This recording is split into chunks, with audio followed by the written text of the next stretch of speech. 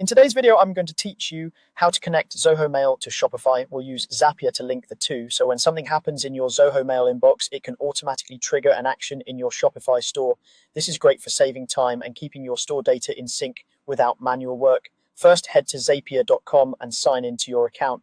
If you're new to Zapier, a free plan is enough to follow along while you test. Once you're in, create a new Zap. A Zap is simply an automated workflow made of a trigger and an action. Start with the trigger, click the trigger section at the top of the editor, search for and select Zoho Mail as your trigger app. Triggers are events that start your automation, like receiving a new email. After choosing Zoho Mail, pick a trigger event. Common choices include new email or new email matching search. Think about what should kick off your workflow. For example, you might only want emails with a specific subject line or from a certain sender to create something in Shopify.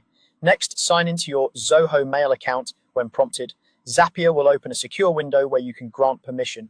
Approve access so Zapier can read just the emails needed for your automation. When you're connected, test the trigger.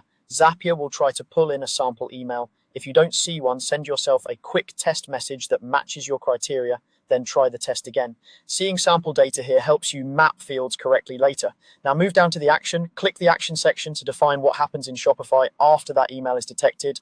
Search for Shopify and select it. Choose the action event that fits your goal, such as create customer, create order, or create draft order. Your choice determines which fields you'll be able to fill using data from the email. Sign into your Shopify account. You'll be asked to authorize Zapier to access your store. Accept the prompt so the connection can be established. With Shopify connected, Zapier will show you the action setup. Use the fields from your Zoho Mail sample, like sender address, subject, or body, to populate the Shopify fields that matter. For example, map an email address to the customer email field. Finally, click test action. Zapier will send that sample through to Shopify so you can confirm it appears as expected in your admin. If everything looks good, your connection between Zoho Mail and Shopify is ready to use.